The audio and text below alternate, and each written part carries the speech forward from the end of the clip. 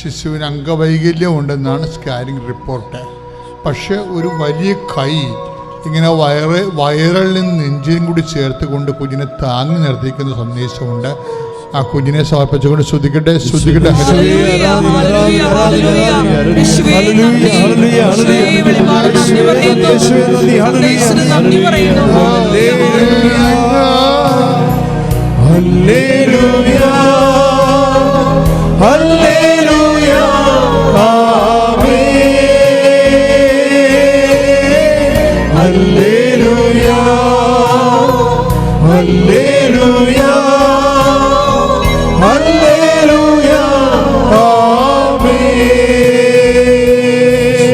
പതകിന് നീര് വെച്ചിരിക്കുന്നവര്, അത് മുഴയാണ്, അത് പതകിന് നീരാണ്. കൈ ഇങ്ങനെ കൂട്ടി വെക്കാൻ പറ്റുന്നില്ല, പൊള്ളണം പോലെ തോന്നണം. ആ വ്യക്തികൾ കർത്താവ് സുഖപ്പെടുത്തുന്നുണ്ട്.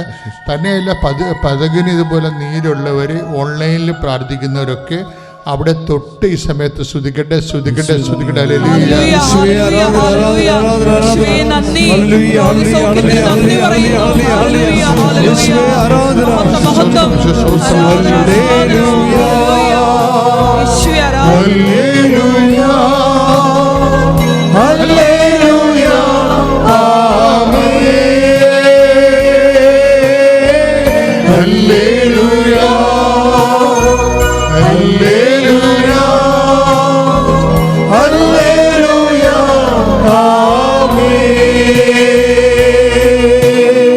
വയസ്സുള്ള കുഞ്ഞ് ഇതുവരെ കമഴ്ന്ന് വീണിട്ടില്ല. അപ്പോൾ ഓൺലൈനിൽ പ്രാർത്ഥിക്കുന്നവരും ഇവിടെ തീർത്ഥാടനത്തിൽ പ്രാർത്ഥിക്കുന്നവരും ഒക്കെ കുഞ്ഞുങ്ങളെ കമന്ന് വീഴാത്ത കുഞ്ഞുങ്ങളെ, നിരങ്ങാത്ത കുഞ്ഞുങ്ങളെ, നിൽക്കാത്ത കുഞ്ഞുങ്ങളെ, സംസാരിക്കാത്ത കുഞ്ഞുങ്ങളെ മുഴുവൻ സമർപ്പിച്ചുകൊണ്ട് അതിശബ്ദമായ ശ്രുതികട്ടെ, ശ്രുതികട്ടെ. കുഞ്ഞുങ്ങളെ സമർപ്പിച്ചുകൊണ്ട് പ്രാർത്ഥിക്കുന്ന കർത്താവേ, കുഞ്ഞുങ്ങളെ സമർപ്പിക്കുന്ന കർത്താവ്, നിൽക്കാത്ത കുഞ്ഞുങ്ങളെ, നടക്കാത്ത കുഞ്ഞുങ്ങളെ, സംസാരിക്കാത്ത കുഞ്ഞുങ്ങളെ, കണ്ണ് കാണാൻ പാടാത്ത കുഞ്ഞുങ്ങളെ, ചെവി കേൾക്കാൻ പറ്റാത്ത കുഞ്ഞുങ്ങളെ, കമഴ്ന്ന് വിടാത്ത കുഞ്ഞുങ്ങളെ, യേശുവിന്റെ ഉന്നതമായ നാമത്തില് ഈ പ്രഭാതത്തിന്, യേശുവിന്റെ ഉന്നതമായ നാമത്തില്, യേശുവിന്റെ ഉന്നതമായ നാമത്തില് കുഞ്ഞുങ്ങൾ ബലം പ്രാപിക്കട്ടെ, ശക്തി പ്രാപിക്കട്ടെ. മാതാവിന് മധ്യസ്ഥത്തിലെ കുഞ്ഞുങ്ങൾ സംസാരിക്കട്ടെ. ശ്രുതിക്കട്ടെ, ശ്രുതിക്കട്ടെ.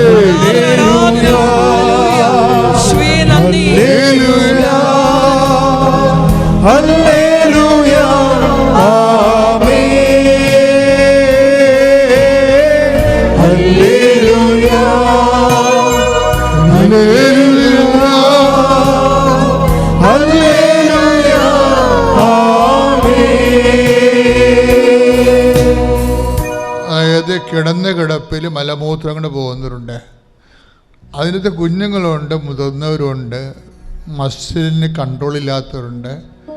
ഓപ്പറേഷൻ കൊണ്ടും അത് ശരിയാകത്തില്ലെന്നാണ് ഡോക്ടർ പറയണത്. ചില ബാഗൊക്കെ വെച്ചുകൊണ്ട് നടക്കുന്നവരുണ്ട്. അവരെല്ലാം സമർപ്പിച്ച് പ്രാർത്ഥിക്കുന്ന സമയമാണ്.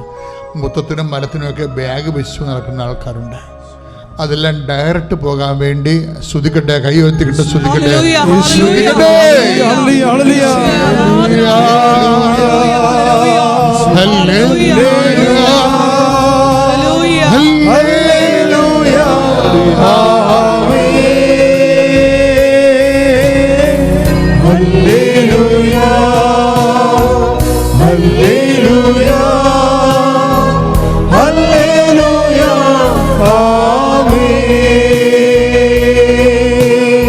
അപ്പോൾ ഒരു തീരുമാനം എടുക്കുക, കർത്താവേ, ഞാൻ നിന്റെ കൂടെ തന്നെ ഉണ്ടാവും എന്ന് പറഞ്ഞ്, കർത്താവേ, എന്റെ ഉടമ്പടിയുടെ കാലാവസ്ഥകള് ഏത് രീതിയിൽ നീങ്ങിയാലും കർത്താവേ, വിശ്വാസത്തോടുകൂടി, സ്നേഹത്തോടുകൂടി, വിശ്വസ്തയോടുകൂടി ഞാൻ നിന്റെ കൂടെ തന്നെ ഉണ്ടാകാൻ എന്നെ അനുഗ്രഹിക്കണം. പരമദിവ്യകാരുണ്യത്തിന് നേരവും ആരാധനയും സ്തുതിയും പുകഴ്ചയും ഉണ്ടായിരിക്കട്ടെ. സങ്കീർത്തനം 119:28. സങ്കീർത്തനം 119:28. പറഞ്ഞ്, ദുഃഖത്താൽ എൻ്റെ ഹൃദയം ഉരുകുന്നു, ദുഃഖത്താൽ എൻ്റെ ഹൃദയം ഉരുകുന്നു. ഞാൻ അങ്ങയുടെ വാഗ്ദാനമനുസരിച്ചുകൊണ്ട് കർത്താവേ എന്നെ ശക്തിപ്പെടുത്തണമേ. എന്നെ തെറ്റായ മാർഗങ്ങളെ എന്നിൽ നിന്ന് അകറ്റണമേ. കാരുണ്യപൂർവം എന്നെ നിയമം പഠിപ്പിക്കണമേ. ഞാൻ വിശ്വസ്തതയുടെ മാർഗം തിരഞ്ഞെടുത്തിരിക്കുന്നു. അങ്ങയുടെ ശാസനങ്ങൾ എല്ലാം എന്റെ കൺമുമ്പിലുണ്ട്. ഉടമ്പടിയുടെ മാർഗമാണ് വിശ്വസ്തയുടെ മാർഗം എന്ന് പറയുന്നത്. 119:30 ഞാൻ വിശ്വസ്തയുടെ മാർഗം തിരഞ്ഞെടുത്തിരിക്കുന്നു. എൻ്റെ കരൾ ഉരുകുന്നു, പക്ഷെ വാഗ്ദാനത്താൽ നീ എന്നെ ശക്തിപ്പെടുത്തണമേ. കാര്യം ഉടമ്പടി വർക്ക് ചെയ്യണ വാഗ്ദാനത്തിലാണ്. ഞാൻ ചെന്ന് ആദ്യമേ പറഞ്ഞില്ലേ, നിന്റെ ജീവിതത്തിൻ്റെയും വരാനിരിക്കുന്ന ജീവിതത്തിൻ്റെയും ഈ ഭൂമിയിൽ മനുഷ്യരാശി പുലരുന്ന അത്രയും കാലമുള്ള മാനവവംശത്തിൻ്റെ ലോകരാശിയുടെ മുഴുവനും ആവശ്യങ്ങളിലെ ഒരാപ്പാണ് യേശുക്രിസ്തു എന്ന് പറയുന്നത്. സാധ്യത, ഞാൻ ഫുൾ ഓപ്ഷൻ എന്നൊക്കെ പറയും.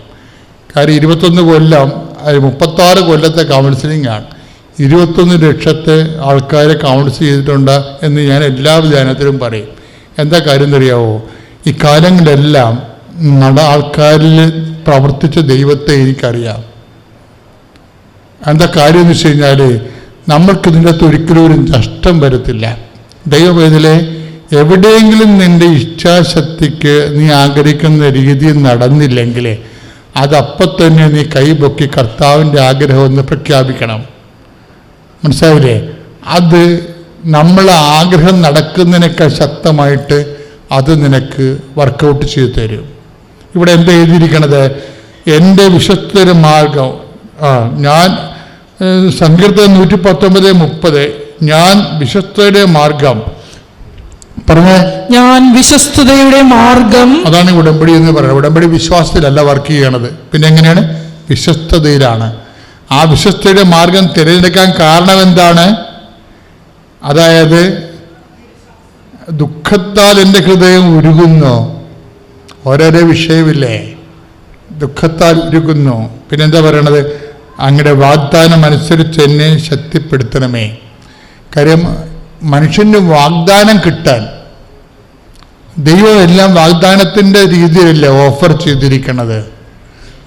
നമ്മുടെ വീട്, ജോലി, വിവാഹം, പ്രൊമോഷൻ, PR, നമ്മുടെ എല്ലാ നിയമ പരീക്ഷകളും, അതുപോലെ തന്നെ മനുഷ്യൻ്റെ എല്ലാ മെയിൻ്റനൻസ് വിഷയങ്ങളെല്ലാം ദൈവം വാഗ്ദാനത്തിൻ്റെ രീതിയിലാണ് ഓഫർ ചെയ്തിരിക്കുന്നത്. അല്ല, നമുക്ക് 1 ലക്ഷത്തി ഒരു ഈ ഭൂമി ജീവിക്കാൻ പോകുന്ന മനുഷ്യർ ഇപ്പം തന്നെ 800, 1000 കോടിയുണ്ട്. ഈ കോടികൾക്കെല്ലാം 10,000 കോടി ആവശ്യങ്ങളാണ് ഉള്ളത്. ആ ഓരോ ആവശ്യങ്ങൾക്കും ഓരോരോ പ്രാർത്ഥനയല്ല, ദൈവം ഇതെല്ലാം കൺസൈസ് ചെയ്ത് വാഗ്ദാനമാക്കിയിരിക്കുക, പ്രോമിസാക്കിയിരിക്കുക. അത് രണ്ടായിട്ട് ദൈവം തിരിക്കും. പ്രോമിസിനാണ് എന്താണ്? ഞാൻ ചൂണ്ടിക്കാണിക്കണ ദേശം നിനക്ക് അവകാശമായി തരും. ആണ് ദേശം. ദേശം എന്ന് പറയുമ്പോൾ അതിനകത്ത് എല്ലാം ഉണ്ട്. ഒരു സ്ഥലത്ത് പോയി നമ്മൾ ജീവിക്കണമെങ്കിൽ എന്ത് വേണം? വീട് വേണം, പിന്നെ എന്ത് വേണം? വെള്ളം വേണം, പിന്നെ എന്താണ്? വഴി വേണം, പിന്നെ എന്താണ്? വണ്ടി വേണം, ഇൻ്റർനെറ്റ് വേണം, എല്ലാം. ദേശം എന്നുള്ള ഒറ്റ വാഗ്ദാനത്തിലാണ് ഈ ഇൻ്റർനെറ്റ് വരെ ഉള്ളത്.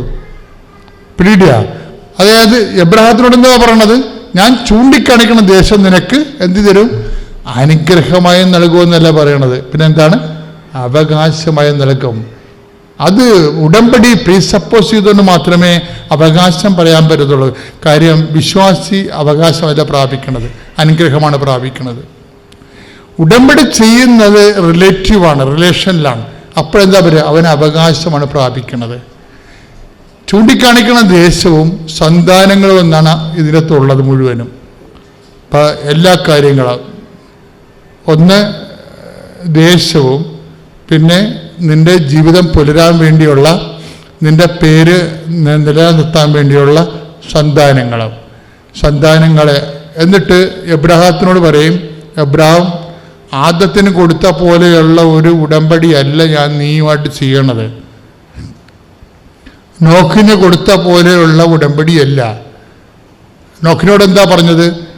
നീ പെരുകി ഭൂമിയെ കീഴടക്കാൻ പറഞ്ഞു. നോക്കിന് കൊടുത്ത ഒരു വാഗ്ദാനം അതാണ്, നീ പെരുകി ഭൂമിയെ കീഴടക്കാൻ. 9 ഉൽപ്പത്തി പുസ്തകത്തിൻ്റെ. അതായത് നീ നോക്ക്, എല്ലാം നശിച്ചു പോയില്ലായിരുന്നു, പ്രളയം വന്ന് എല്ലാം നശിച്ചില്ലേ? നിങ്ങൾ ഓർക്കണം, ഇവിടുത്തെ സാക്ഷ്യങ്ങളെ കേട്ടാൽ നിങ്ങൾക്ക് മനസ്സിലാവും. 1 കോടി കടം, 2 കോടി കടം, ബിസിനസ് പൂട്ടി തകർന്ന് കൂടെ നിൽക്കണം, വഞ്ചിച്ചു, പറ്റിച്ചു, എൻ്റെ ജീവിത പങ്കാളി അവസ്ഥ ഇട്ടച്ചും പോയി എന്നൊക്കെ പറഞ്ഞ് നിലയും വിളിച്ച ആൾക്കാർ ഉടമ്പെടുക്കണത്. എന്നിട്ട് ഇവർ കണ്ണുനീരോടെ ഇങ്ങനെ വിതച്ചിട്ട് പോകും. എന്നിട്ട് കുറച്ച് കഴിയുമ്പോൾ ജയഘോഷത്തോടെ തിരിച്ചു വരും. അവർ കണ്ണുനീരോടെയാണ് വിതക്കുന്നത്. They are going carrying the sheep. അതായത് ഷീപ്സ് അവരിങ്ങനെ അതായത് അവര് കണ്ണുനീരോടെ 126 സങ്കീർത്തനമാണ്. എനിക്കുള്ളത് 5-6 വചനങ്ങളാണ്. 126 സങ്കീർത്തനം. അവര് കണ്ണുനീരോടെ വിതക്കുന്നവൻ എപ്പോഴും കണ്ണീരോടാണ് വിതക്കണത്. പക്ഷെ കൊയ്യണ സന്തോഷത്തോടെ കൊയ്യും. അവർ സാക്ഷ്യം 126:5 അതാണ്. കണ്ണീരോടെ വിതയ്ക്കുന്നവർ ആനന്ദഘോഷത്തോടെ കൊയ്യട്ടെ.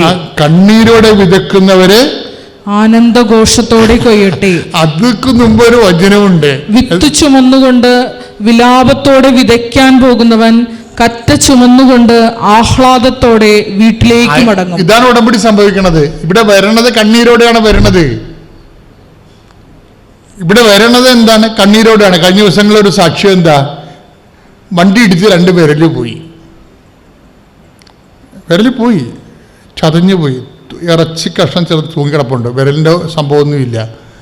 പാവം കല്യാണം കഴിച്ചിട്ടില്ല, ചെറുപ്പക്കാരനാ. അപ്പോൾ വിരലിൽ പോയെന്ന് അവന് മനസ്സിലാക്കുമ്പോൾ അമ്മോട് പറഞ്ഞു, അമ്മേ പെണ്ണ് കിട്ടത്തില്ല, ജോലിയും കിട്ടത്തില്ല, ഞാൻ തിരിവായി പോയെന്ന് പറയാം. എല്ലാം തീർന്നെന്നാണ് വിചാരിക്കണേ. എല്ലാം തീർന്നു. അപ്പോൾ കണ്ണീരല്ലേ? അപ്പം അത് കണ്ണീരല്ലേ? വണ്ടി ഇടിച്ചതിൻ്റെ വിരൽ, ചെറുപ്പക്കാരൻ്റെ വിരൽ 2 ചതഞ്ഞു പോയെന്നല്ലേ, വിരലില്ല. അത്രയും ഭയങ്കര ഇടിയായിപ്പോയി. എന്നിട്ട് ഇവർ അമ്മ വന്ന് ഉടമ്പടി ചെയ്യും. ഉടമ്പടി ചെയ്യുമ്പോൾ എന്താ സംഭവം വെച്ചാൽ, ഉടമ്പടിയിലൊരു വാഗ്ദാനമുണ്ട്. അത് ഇതിൻ്റെ അകത്തുണ്ടത്. 126:4 എന്ന് വായിച്ച്. നെഗേബിലെ ജലപ്രവാഹങ്ങളെ എന്ന പോലെ എന്ന് പറഞ്ഞ നെഗേബിലെ ജലപ്രവാഹങ്ങളെ എന്നതുപോലെ കർത്താവേ ഞങ്ങളുടെ ഐശ്വര്യം പുനഃസ്ഥാപിക്കണമേ. അപ്പൊ നെഗേബിലെ കാര്യം വെച്ച് കഴിഞ്ഞാൽ അവർ കണ്ണീരിലാണ് പോയി വിതക്കണത്. വിതക്കണ സമയത്ത് അവിടെ മഴ ഉണ്ടാകത്തില്ല. ബാർലിയാണ് നെഗേബിൽ വിതക്കണത്. ഈ സങ്കീർത്തനം പഠിക്കാൻ വലിയ രസമാണ്. നമ്മളീ പറയണ സാധ്യത അത് അതിൻ്റെ അന്തർധാരകൾ അറിയുമ്പോഴാണ് നമുക്ക് ആത്മഹർഷം ഉണ്ടാവും. നെഗേബിൽ എന്ന് പറയുന്നത് ഇങ്ങനെ വിണ്ടുകീറി കിടക്കും. 11 മാസം വിണ്ടുകീറി കിടക്കും. എന്നിട്ട് മഴയൊന്നുമില്ല. ഇത് ഈ ജോർദാൻ്റെ തെക്ക് പടിഞ്ഞാറ് അറ്റമാണിത്. ജോർദാൻ രാജ്യത്തിൻ്റെ തെക്ക് പടിഞ്ഞാറ് അറ്റം ആണ് ഈ നെഗേബ് എന്ന് പറയുന്നത്. ചെങ്കടലിൻ്റെ ഒരു മൂലയാണ്. പക്ഷെ മഴ പെയ്യത്തില്ല. പക്ഷെ എന്നിട്ട് ഈ വിണ്ട് കയറിക്കൊണ്ട് ഭൂമി കിടക്കും. അപ്പം എന്നിട്ട് ഈ കർഷകർ എന്ത് ചെയ്യും? ഒരു മഴയില്ലെങ്കിലും ഇവിടെ കൊണ്ടുപോയി വിതച്ചും പോവും, ബാർലി വിതക്കും. അതാണ് ആ സങ്കീർത്തനം പറയണത്. കണ്ണുനീരോടെ വിതക്കുന്നവന്, കണ്ണുനീരോടെയാണ് വിതക്കണത്, മഴയില്ലല്ലോ. പക്ഷേ കുറച്ച് കഴിയുമ്പോൾ ഇവർ ജയഘോഷത്തോടെ കൊയ്യും. എന്താ കാര്യം എന്നറിയാവോ? ഇവിടെ മഴയില്ലെങ്കിലും വടക്ക് ഇസ്രയേലിലെ മഴ പെയ്യുമ്പോൾ ആ വെള്ളം ഇങ്ങോട്ട് ഇറങ്ങി വരും. പക്ഷേ വിസയ്ക്ക് വെച്ചു 2 ആഴ്ച കഴിഞ്ഞപ്പം അതിൽ 5 പേർക്ക് പാസ്പോർട്ട് വന്നു. അതിലൊരാൾക്ക് മാത്രമേ വിസ വന്നിട്ടുണ്ടായിരുന്നുള്ളൂ. ബാക്കി 4 റിജക്ഷനായിരുന്നു. അപ്പോൾ അവൻ അങ്ങ് വല്ലാണ്ട് ടെൻഷനായി. അവൻ പറഞ്ഞു, ഇല്ലമ്മ എനിക്ക് ഇത് കിട്ടത്തില്ല, ഇനി ഇതിന് വേണ്ടി ടെൻഷൻ അടിച്ചിട്ട് കാര്യമില്ല, എൻ്റെ 5 വർഷം എന്തായാലും പോയി, ഞാൻ ഇനി പഠിക്കണില്ല, എന്ന് പറഞ്ഞ് ഭയങ്കര ടെൻഷനായി. അപ്പോഴും ഞാൻ പറഞ്ഞു, വേണ്ട മോനെ, ടെൻഷൻ അടിക്കണ്ട, നടക്കും. ഞാൻ ഈ യൂട്യൂബ് നോക്കിയിരുന്ന് ഓരോ പ്രെയറും ചൊല്ലാറുണ്ട്. എനിക്കറിയില്ല ഈ ഉടമ്പടി എന്താണെന്നോ ഒന്നും അറിയില്ല. യൂട്യൂബിൽ കണ്ടിട്ടാണ് ഞാനിത് പ്രാർത്ഥിക്കാൻ തുടങ്ങിയത്. ഒരു ദിവസം ഞാനിങ്ങനെ പ്രാർത്ഥിച്ചുകൊണ്ടിരിക്കുമ്പോൾ ഇങ്ങനെ ഓരോ സാക്ഷ്യം കേട്ടപ്പോൾ പറഞ്ഞു, ഉടമ്പടി എടുത്തതിൻ്റെ ഫലമായിട്ടാണ് അവർക്ക് വിസ വന്നത്, അവർ പാസ്സായത്, IELTS കിട്ടിയത്. ഇങ്ങനെയൊക്കെ ഓരോന്ന് കേട്ടപ്പം എനിക്ക് തോന്നി ഈ ഉടമ്പടി എന്താണെന്ന് എനിക്കറിയില്ല. അപ്പം ഞാനാണ് ഒരു ബ്യൂട്ടി പാർലർ നടത്തുവാണ്. അപ്പോൾ അവിടുത്തെ സ്റ്റാഫിനോട് പറഞ്ഞു, നിനക്കറിയോ ഉടമ്പടി എന്താണെന്ന്? അവൾ പറഞ്ഞു, എനിക്കറിയില്ല ചേച്ചി, നമുക്ക് ക്രിസ്ത്യൻസ്, ഞാനൊരു ഹിന്ദു മതത്തിൽ വിശ്വാസിയാണ്. അപ്പോൾ അവൾ പറഞ്ഞു, എനിക്കറിയില്ല ചേച്ചി, നമുക്കൊരു കാര്യം ചെയ്യാം, ആരെങ്കിലും ക്രിസ്ത്യൻസ് വരുവാണെങ്കിൽ ചോദിക്കാമെന്ന് പറഞ്ഞു. അങ്ങനെ ഞങ്ങളിങ്ങനെ കുറേ നേരം നോക്കിയിരുന്നതിന് ശേഷം ഞാനപ്പോൾ ഫോണിൽ പ്രാർത്ഥിച്ചുകൊണ്ടിരിക്കുമായിരുന്നു. ഞാൻ ആ ഫോൺ അവിടെ വെച്ച് എനിക്ക് വർക്ക് വന്നപ്പം ഞാൻ പോയി ഫോൺ ഓഫ് ചെയ്ത് വെച്ചിട്ടാണ് ഞാൻ പോയത്. വർക്ക് കഴിഞ്ഞ് തിരിച്ചു വന്ന് ഫോൺ എടുത്ത് നോക്കിയപ്പം എൻ്റെ ഫോണിൽ തെളിഞ്ഞ് കിടക്കുവാണ് എന്താണ് ഉടമ്പടിയെന്ന്. എനിക്ക് ശരിക്കും വിശ്വസിക്കാൻ പറ്റിയില്ല. ഞാനപ്പോൾ ആ കുട്ടിയോട് പറഞ്ഞു, നമ്മൾ ഇതല്ലേ അന്വേഷിച്ചുകൊണ്ടിരുന്നത്, എന്തായാലും ഞാൻ നാളെ പോവുക, എനിക്കൊന്നും അറിയില്ല, ഞാൻ നാളെ പോവുകയെന്ന് പറഞ്ഞ് ഞാൻ പിറ്റേ ദിവസം ചൊവ്വാഴ്ചയായിരുന്നു ഞാനിവിടെ വന്നു. ഉടമ്പടി ഞാൻ ഓർത്ത് എന്തെങ്കിലും ഒരു പേപ്പറിൽ എഴുതിയിട്ട് പെട്ടെന്ന് പോകാൻ പറ്റുമെന്ന് വിചാരിച്ച് ഇവിടെ വന്നേ. ഇവിടെ വന്ന് ഇവിടുത്തെ പ്രോസസ്സിങ് എല്ലാം കഴിഞ്ഞു ഞാൻ ഇവിടുന്ന് പോകുമ്പോൾ 5:30 മണിയായി. അവിടെ മാതാവിൻ്റെ അടുത്ത് കുറച്ച് നേരം ഇരുന്ന് പ്രാർത്ഥിച്ചപ്പം ഞാൻ ശരിക്കും പരിസരം മറന്ന് കരഞ്ഞാണ് പ്രാർത്ഥിച്ചേ. അത് കഴിഞ്ഞ് ഞാനിവിടെ വന്ന് ഉടമ്പടി സമർപ്പണമൊക്കെ കഴിഞ്ഞ് ഇവിടുന്ന് റോഡ് ക്രോസ് ചെയ്തിട്ടില്ല. ഇവിടെ റോഡിൽ നിൽക്കുമ്പം മോൻ എന്നെ വിളിച്ചിട്ട് പറഞ്ഞു, അമ്മ പാസ്പോർട്ട് അയച്ചിട്ടുണ്ട്, വിസയാണോന്ന് അറിയില്ല, എനിക്ക് മാത്രമേ വന്നിട്ടുള്ളൂ എന്ന് പറഞ്ഞു. അപ്പം ഞാൻ പറഞ്ഞു, മോനെ കുഴപ്പമില്ല, അത് മാതാവ് വെച്ച വിസ തന്നെയാണ്, നീ ടെൻഷൻ ആവണ്ടെന്ന് പറഞ്ഞു. അത് കഴിഞ്ഞ് വ്യാഴാഴ്ച രാവിലെ പാസ്പോർട്ട് വന്ന് തുറന്ന് നോക്കിയപ്പോൾ അതിൽ വിസയായിരുന്നു. അത് ശരിക്കും പരിശുദ്ധ അമ്മ തന്നെ വെച്ച വിസയാണെന്ന് ഞാൻ ഉറച്ചു വിശ്വസിക്കുന്നു. കാരണം അതോടുകൂടി ഈ 5 വർഷമായിട്ട് ഞങ്ങൾ വിചാരിച്ച കാര്യം നടക്കാത്തത് ആ ഒറ്റ പ്രാർത്ഥനയിൽ എനിക്ക് അമ്മ അത് സാധിച്ചു തന്നു. അപ്പം ഇതിന് മുന്നേ 5 പേർക്ക് വിസ വന്നതിൽ 4 റിജക്ഷനും ഒരു കുട്ടിക്ക് വന്നിട്ടുണ്ടായിരുന്നു. അവൻ സെപ്റ്റംബർ 30 കയറിപ്പോയി. എൻ്റെ മോൻ ഒക്ടോബർ 9 കയറിപ്പോയി. അവിടെ ചെന്ന് കഴിഞ്ഞപ്പോഴാണ് ഈ കുട്ടികൾ തമ്മിൽ പരിചയമായത്.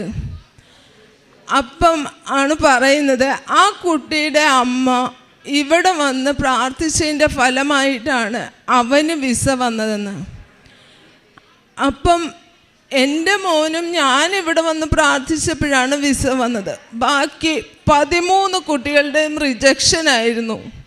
ഇവിടെ വന്ന് ഈ 2 കുട്ടികൾക്ക് മാത്രമേ വിസ വന്നുള്ളൂ. അന്ന് തൊട്ട് ഇന്ന് വരെ അമ്മ ഓരോ കാര്യത്തിനും എൻ്റെ മോൻ്റെ കൂടെ നല്ല സപ്പോർട്ടായിട്ട് നിൽക്കുന്നുണ്ട്. ഇപ്പം അവനെ പാർട്ട് ടൈം ജോബുമായി വലിയ ബുദ്ധിമുട്ടില്ലാത്ത രീതിയിൽ അവൻ കാര്യങ്ങൾ നടത്തിക്കൊണ്ട് പോകുന്നുണ്ട്. പിന്നെ ഞാൻ രണ്ടാമത് വെച്ചത് എൻ്റെ മകളുടെ കാര്യമായിരുന്നു. അവൾ LKG തൊട്ട് നന്നായി പഠിക്കും, പക്ഷേ എക്സാം വരുമ്പം മാർക്കില്ല. അവളെ പഠിപ്പിച്ച സിസ്റ്റേഴ്സും മിസ്സുമാരും എല്ലാവരും പറയും അവളെ വിഷമിപ്പിക്കേണ്ട, അവൾ ഒരുപാട് ഹാർഡ് വർക്ക് ചെയ്യുന്നുണ്ട്, അവൾക്ക് എഴുതാൻ പറ്റാത്തത് കൊണ്ടിട്ടാണ് എന്ന് പറയും. രാത്രി 12 മണി 1 മണി വരെയൊക്കെ ഈ കുട്ടി ഇരുന്ന് പഠിക്കുന്നത് ഞാൻ കണ്ടിട്ടുണ്ട്. ചില ദിവസം ഞാൻ പറയും മതി പഠിച്ചത്, എഴുന്നേറ്റ് പോന്ന് പറയും. അത്രയും കഷ്ടപ്പെട്ടിട്ടും അവൾക്ക് മാർക്ക് ഭയങ്കര കുറവായിരുന്നു. 10th കഴിഞ്ഞു +2 അത്യാവശ്യം ഒരു 75-80% ആയിരുന്നു മാർക്ക്. പക്ഷെ അവളുടെ പഠിക്കലിന് അവൾക്ക് നല്ല ടോപ്പ് സ്കോർ കിട്ടേണ്ടതാണ്. അപ്പം ഞാനത് നിയോഗത്തിൽ വെച്ചു.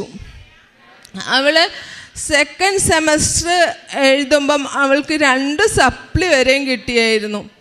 എന്നിട്ട് ഞാൻ അവളെ വഴക്കൊന്നും പറയില്ല, കാരണം എല്ലാ കുട്ടികൾക്കും എപ്പോഴും ഒരേ ബുദ്ധിയൊന്നും ദൈവം കൊടുക്കില്ലല്ലോ. ഞാൻ സപ്പോർട്ട് ചെയ്തു, സാരില്ല മോളെ, നീ കഷ്ടപ്പെടാണ്ടല്ലോ, കഷ്ടപ്പെടുന്നില്ലേ എന്ന് പറഞ്ഞു. 3ാമത്തെ സെമസ്റ്റർ എക്സാം എഴുതിയതിന് ശേഷമാണ് ഞാൻ ഇവിടെ വന്ന് ഉടമ്പടി എടുക്കുന്നത്. 3ാമത്തെ സെമസ്റ്റർ റിസൾട്ട് വന്നപ്പോൾ എൻ്റെ മോൾക്ക് 3rd റാങ്കാണ്. 4th സെമ്മിൻ്റെ റിസൾട്ട് വന്നത് 2nd റാങ്ക്. ഇനി അവൾക്ക് 2 സെമ്മിൻ്റെയും ഒരു എക്സാം ഇപ്പം നടന്നുകൊണ്ടിരിക്കുന്നു. 6th സെമ്മിൻ്റെ 5th സെമ്മിൻ്റെ റിസൾട്ട് വരാനുണ്ട്. ഇതാണ് എൻ്റെ മോൾക്ക് സംഭവിച്ചത്. പിന്നെ അടുത്തത് എൻ്റെ ഹസ്ബൻഡിൻ്റെ കാര്യം. നിയോഗത്തിലൊന്നും ഞാൻ വെച്ചിട്ടുണ്ടായിരുന്നില്ല, പക്ഷെ പ്രാർത്ഥിക്കുമായിരുന്നു. പുള്ളിക്കാരൻ ഒരു 35 വർഷമായിട്ട് ഹാൻഡ്സ് യൂസ് ചെയ്യുമായിരുന്നു. ഞങ്ങളെല്ലാവരും പറഞ്ഞതാണ് വേണ്ട നിർത്ത് പറഞ്ഞാൽ നിർത്തത്തില്ലായിരുന്നു. ആൾ കണ്ടിന്യൂസ് അത് യൂസ് ചെയ്തുകൊണ്ടിരിക്കുമായിരുന്നു. മോനൊക്കെ കുറേ പറഞ്ഞതാ വേണ്ടച്ചാ നിർത്തുമെന്ന് പറഞ്ഞിട്ട് ഒരു രക്ഷയില്ല. എല്ലാ മാസവും ആൾ എന്നെ ഇവിടെ പ്രാർത്ഥിക്കാൻ കൊണ്ടുവരും. ഒരു ദിവസം പ്രാർത്ഥിക്കാൻ വന്നപ്പോൾ ഞാൻ പുള്ളിയോട് പറഞ്ഞു, മാതാവിനോടൊന്ന് പ്രാർത്ഥിക്കുമോ, നിർത്തണ്ട, പക്ഷേ ഒരു സഹനം തരാൻ പ്രാർത്ഥിച്ചാൽ മതി, നിർത്തണമെന്ന് ഞാൻ പറയണില്ല. കാരണം ഇത്രയും നാൾ യൂസ് ചെയ്ത ആൾ അത് പെട്ടെന്ന് നിർത്തുകയെന്ന് പറഞ്ഞാൽ അത് ബുദ്ധിമുട്ടാണെന്ന് എനിക്കറിയാം. അപ്പം ഞാൻ പറഞ്ഞു നിർത്താൻ ഞാൻ പറയണില്ല, ഞാനൊന്ന് പ്രാർത്ഥിക്ക് എന്ന് പറഞ്ഞു. ശരിയെന്ന് പറഞ്ഞു. ഇവിടെ വന്ന് പ്രാർത്ഥിച്ച് ഞങ്ങൾ തിരിച്ചു പോയപ്പോൾ ഞാൻ ചോദിച്ചു പ്രാർത്ഥിച്ചോ എന്ന് ചോദിച്ചപ്പോൾ എന്നോട് പറഞ്ഞു ഞാൻ പ്രാർത്ഥിച്ചു, ഞാനത് നിർത്തി എന്ന് പറഞ്ഞു. അപ്പോൾ പുള്ളി ഇടയ്ക്കിടയ്ക്ക് പ്രാർത്ഥിച്ചിട്ട് നിർത്തി എന്ന് പറയാറുണ്ട്. അപ്പം ഞാൻ പറഞ്ഞു ഞങ്ങളോട് കളി പറയണ പോലെ മാതാവിനോട് കളിക്കല്ലേ എന്ന് പറയുകയും ചെയ്തു. പിന്നെ ഈ നിമിഷം വരെ ആളത് യൂസ് ചെയ്തിട്ടില്ല. ഇപ്പം 5 മാസം കഴിഞ്ഞു, ആൾക്കിപ്പോൾ അത് വേണ്ട, ഇനി അത് ഞാൻ ഉപയോഗിക്കില്ല എന്നാൾ ഉറപ്പിച്ചു പറഞ്ഞു. പിന്നെ ഞാനൊരു ബ്യൂട്ടി പാർലർ നടത്തുവാണ്. അപ്പം 20 വർഷമായി ഞാൻ പാർലർ നടത്തുന്നുണ്ട്. അപ്പം വർക്കുകളൊക്കെ ഇങ്ങനെ ഞാൻ ഒരു കോളേജിൻ്റെ പരിസരത്തായതുകൊണ്ട് നമ്മൾ ഇപ്പോഴും പഴയ കാര്യങ്ങളാണ് ചെയ്തുകൊണ്ടിരിക്കുന്നത്. അപ്പോൾ എനിക്ക് തോന്നി വർക്ക് ഇനി പോകുമോ എന്നുള്ളൊരു ടെൻഷൻ, എങ്ങനെ ഇത് കൂട്ടാൻ പറ്റുക എന്ന് വിചാരിച്ചിട്ട് ഞാനത് ഉടമ്പടിയിൽ വെച്ചിട്ടുണ്ടായിരുന്നു. എനിക്ക് വർക്കൊന്ന് കൂട്ടി തന്നെ മാതാവേന്ന്. പക്ഷെ ഞാൻ ചിന്തിച്ചിട്ട് പോലും ഇല്ല. ഞങ്ങളുടെ ബിൽഡിംഗ് ഓണർ വന്നിട്ട് എന്നോട് പറഞ്ഞു അപ്പുറത്തെ റൂം ഒഴിഞ്ഞിട്ടുണ്ട്, നിഷി വേണേ അത് എടുത്തോളാൻ പറഞ്ഞു. ഞാൻ അങ്ങനെ റൂം എടുത്ത് ഇപ്പോഴത്തെ പുതിയ കാര്യങ്ങൾ തുടക്കം വിടാൻ പോവുകയാണ് ഞാൻ ഈ ശനിയാഴ്ച. എനിക്കറിയില്ല ഞാനത് എങ്ങനെയാണ് നടത്തുന്നതെന്ന് എനിക്കറിയില്ല. പക്ഷെ എല്ലാ കാര്യങ്ങൾക്കും മാതാവ് ഇതുവരെ എൻ്റെ കൂടെ നിന്നിട്ടുണ്ട്. ഞാൻ പിന്നെ പ്രേക്ഷിത പ്രവർത്തനങ്ങളെല്ലാം നല്ല രീതിയിൽ തന്നെ എന്നെക്കൊണ്ട് പറ്റുന്ന രീതിയിലെല്ലാം ഞാൻ ചെയ്യാറുണ്ട്. നമ്മളുടെ അവിടെ ഒരു കരുണാലയം എന്ന് പറഞ്ഞിട്ടൊരു ഓൾഡ് ഏജ് ഹോമുണ്ട്. അവിടെ കിടപ്പ് രോഗികളാണ്. അപ്പോൾ അവിടെ ഇടയ്ക്ക് പോകുകയും അവരുടെ അടുത്ത് കുറച്ച് നേരം ചെന്നിരിക്കുകയും അവർക്ക് ഫുഡ് കൊടുക്കുകയും എല്ലാം ചെയ്യാറുണ്ട്. ഇതാണ് എനിക്കുണ്ടായിരുന്ന അനുഭവ സാക്ഷ്യം. മേരി ഷെർലി, ഞാൻ തൃശ്ശൂർ ജില്ലയിലെ കൊടുങ്ങല്ലൂരിൽ നിന്ന് വരുന്നു. ഞാനിവിടെ 2019 ഒക്ടോബർ 3-ാം തീയതി വന്ന് ഇവിടെ തീർത്ഥാടന ഉടമ്പടി എടുത്തത്. എൻ്റെ ആദ്യത്തെ നിയോഗം ഞാനിവിടെ 2020 വരെ ഞാനിവിടെ വന്ന്, പിന്നെ കൊറോണ ആയ കാരണം പിന്നെ എനിക്ക് വരാൻ പറ്റിയില്ല. ഞാനപ്പോൾ ഇവിടെ 2022 മാർച്ച് 10-ാം തീയതി വന്ന് ഉടമ്പടി വീണ്ടും പുതുക്കി. അപ്പോൾ ഞാൻ എൻ്റെ വീടിൻ്റെ അപ്പുറത്തെ പറമ്പ് ഞങ്ങൾക്ക് 22 വർഷമായി ഞങ്ങളെ പേരിൽ പറമ്പ് മേടിച്ചു. പക്ഷേ ഞങ്ങളുടെ പേരിലല്ലായിരുന്നു. ആ പറമ്പ് വേറെ വ്യക്തിയുടെ പേരിലായിരുന്നു. ആ പറമ്പ് ഞങ്ങളുടെ വിൽക്കണമെന്നുണ്ടായിരുന്നു. അപ്പോഴാണ് അത് ഞങ്ങളുടെ പേരിലല്ല എന്നുള്ളത് അറിഞ്ഞത്. അപ്പോൾ ആ പറമ്പ് ഞങ്ങൾ വിൽക്കാനായിട്ട് പറഞ്ഞപ്പോഴത്തേനും ആ വ്യക്തി ഒരു വ്യക്തിയുടെ കയ്യിലായിരുന്നു ആ പറമ്പ് ആ വ്യക്തി ഒരു 5-8 കൊല്ലം കഴിഞ്ഞപ്പോൾ മരിച്ചുപോയി കഴിഞ്ഞിട്ട് ആ പറമ്പ് ഞങ്ങളുടെ പേരിലാക്കണമെന്ന് ആ വ്യക്തിയുടെ ആങ്ങളയോട് പറഞ്ഞപ്പോൾ ആങ്ങള പറഞ്ഞു അത് ശരിയാക്കി തരാം എന്ന് പറഞ്ഞു. പക്ഷേ വില്ലേജിലും എല്ലായിടത്തും ചെന്നപ്പോൾ ഭയങ്കര ബുദ്ധിമുട്ടായിരുന്നു ആ പറമ്പ് ഞങ്ങളുടെ പേരിലാക്കാൻ വേണ്ടി. ഞാനപ്പോൾ എല്ലാ മാസവും ഇവിടെ വന്ന് പത്രങ്ങൾ കൂടുതൽ പത്രങ്ങൾ മേടിക്കും. എല്ലാ ഭവനങ്ങളിലും എല്ലായിടത്തും കൊണ്ടേ കൊടുക്കും. പിന്നെ ഞാൻ എല്ലാ രോഗികളെയും സന്ദർശിക്കും, ആസ്പത്രികൾ പോകും, ആ രോഗികൾക്ക് വേണ്ടതെല്ലാം കൊടുക്കും ഞാൻ. പിന്നെ വസ്ത്രങ്ങളില്ലാത്തവർക്ക് വസ്ത്രങ്ങളൊക്കെ കൊടുക്കും. അങ്ങനെ ഞാൻ എല്ലാം ചെയ്തു. അപ്പോൾ